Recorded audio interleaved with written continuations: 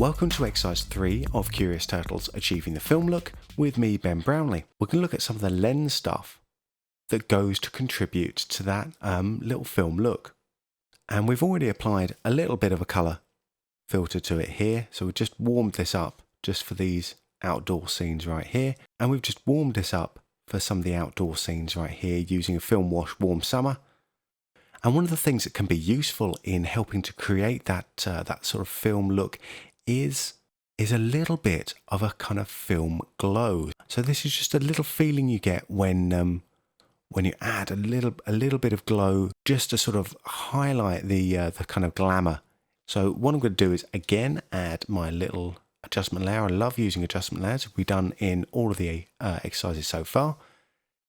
And what I'm going to do here is I'm going to call this one glow. And let's take a little look at what just the regular stylize glow does here. Well, at the default settings, it looks kind of hideous. I want to say kind of, I mean really hideous. So, but at least we can see it's doing something. It's not doing what we want, but it's doing something. Let's change the glow operation here to screen, and that just softens that down a little bit. Let's take the glow radius, because at the moment loads of this image is getting glowed out. I don't like that. So let's take our glow threshold up to about 90%. We'll maybe take that even higher after a time, but you can see that's now calmed the effect down a little bit. And what it's doing here is it's now glowing just the highlights there. Maybe I'll take that up to actually about 95%. So it's really only picking up the brightest areas here, and it's still huge. Well, let's see what's going on with the radius. The radius is coming in and blurring all that stuff out. It was set to 10 by default. We'll leave that there. We might take that even a little bit lower, but the glow intensity is far too high. So this is mixing how it's mixing it back. Let's take that down, maybe to about between 0.4 and 0.6. You can see we've just now got a little bit of a glow going on around here and around there. What you can do is change the glow colours. At the moment, the glow colours are set to original colours. We can set this to A and B. And what this will do is it will just glow out to the black and white, which are these current A and B colours here. So let's take our glow threshold down a little bit so you can see what that's doing a bit better. You can see it's glowing that out a whole load more. Let's undo that. And I'll keep my glow colours going to original colours just for now. So we can see over here where we don't have quite as many highlights going on, the glow isn't, it's not going crazy at all. And it's now a little sort of subtle effect. And that's really the secret for a lot of this stuff, is that we're not, after just stuff that's completely in your face all the time. Because for a whole load of these, if you can see them, you've probably gone a bit too far with it. A lot of this stuff is stuff you don't see, it's stuff you feel instead. Now, if we're going to take this a little bit further, let's actually take this a whole load further. And we can use that same sort of glow idea in a different way to actually help with the storytelling. So if I'll add another adjustment layer. Instead of just doing a glow, I'm going to do a dream glow here. And it's going to be replicating a little filter that we could put on the front of the camera, but we're going to do it in post instead. And what we're going to do here is let's come up to our effect and we'll go to blur. And let's come to our directional blur. I'm going to just blur this up a whole load. Let's change my direction to around about maybe 40%. So this is looking a little bit weird. So what have I done? Well, I've blurred the image up.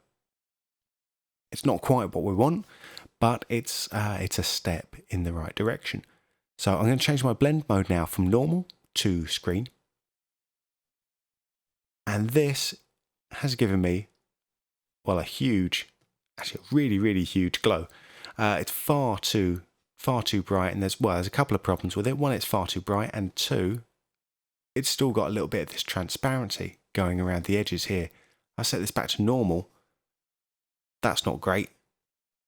So what's happening with this blur is as it's blurring out, it's blurring the edges up, which we don't really want. So what I'm going to do is I'm going to come to my channel, come to my CC composite here, and I'm going to composite my original. I'm going to composite my original behind and take my RGB off. So what this is now doing is where I had my alpha in the back, it's now filling in that instead. And another thing, let's see what happens when I screen this back up. So we don't have that same kind of weird alpha channel that's missing, because we're using this on an adjustment layer. It's blurring out everything underneath it. So we're just going to add that composite just to fill in those details again. But it's still far too bright.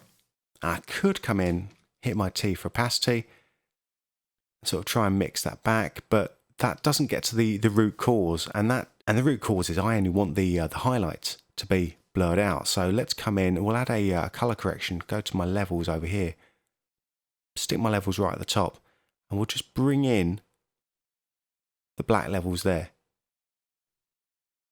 Now, as you can see, as I do that, it's cutting out a whole load of that glow. So let's look at this back here, and even and I can do the rest of this in my CC composite actually now. So I set my composite original as screen, and now I can come in and play with the opacity here. If I take this really high, like 100% opacity, this is actually quite cool for sort of dream sequences where you want stuff to really kind of fall out of place. So it seems like completely crazy. If we've got a darker scene, you can see we've got little light shafts just coming in here all over the place. But at lower levels of opacity, again, we're just getting a little glow coming on. But this is one of those effects that if you're going to do it, you might as well do it big, because you're only going to use this for sort of like dream stuff, or for text. It looks kind of cool on text as well. As part of the Film Wash series, we come have a look at another adjustment layer over here. We've got a little one called Highlight Bloom. Let's just type that into the effects and presets. Highlight Bloom here. It's part of the Film Wash Volume 3. Bring that over the top. And what this is doing is, well, as you can see, anywhere where we've got a little asterisk there, those are the ones that we really want to be adjusting here. It's just blooming out those highlights and getting a nice sort of soft filmic look. Again, we'll blur those out quite a lot, but so they're not looking, it's not looking too harsh over here. Just come onto the opacity, just bringing that down just a little bit, like keep it subtle.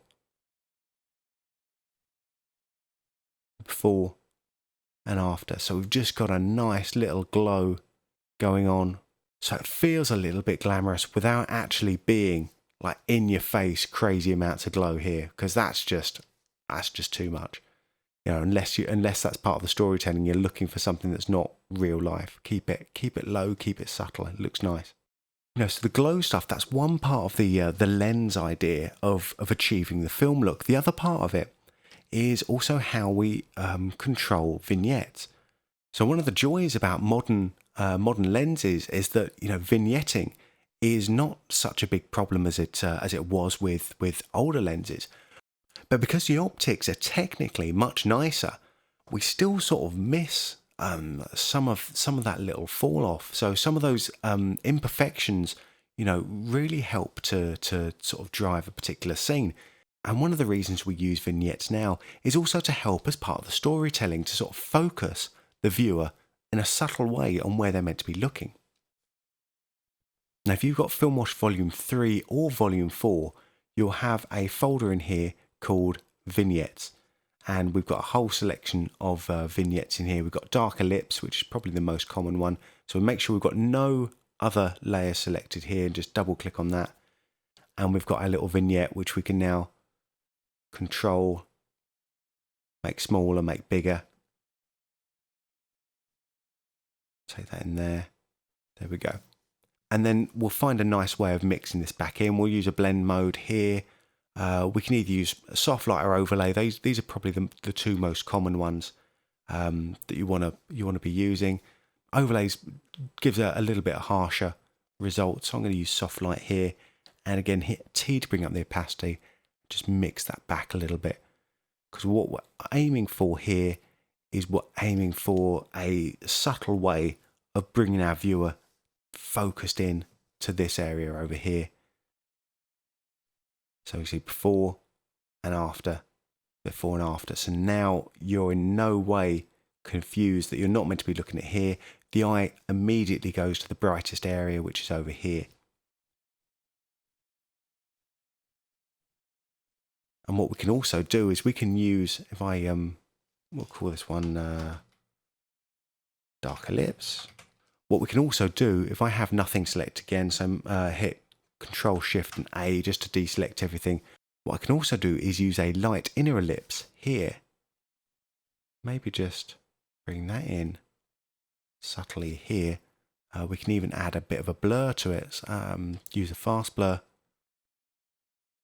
just to make it even less controlled. Set that again to maybe overlay on this case. Take the opacity down. And that can help just to brighten stuff up. We want to move it around. We can't see the controls. Just twirl the contents down here and click on the light circular vignette or whatever particular vignette you've got, and we can just change that and move that over there. So this is also a cool way of sort of just focusing stuff in. And with the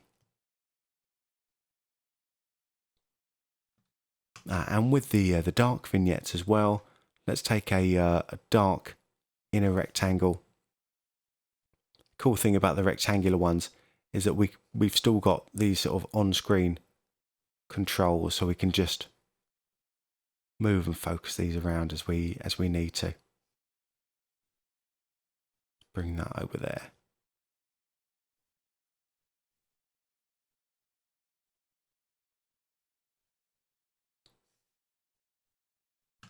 Set that one to overlay. And we'll take a quick look at the before and the after. Let's just do a quick round preview on that one.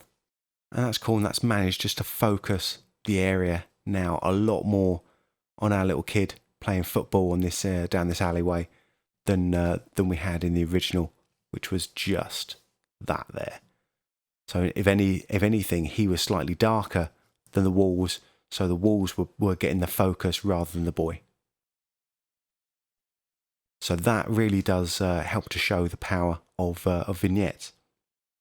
In the next exercise of Curious Turtles Achieving the Film Look, we're going to look at one of the fundamental aspects of the film feeling, and that is grain. Really important. Join me over in exercise 4.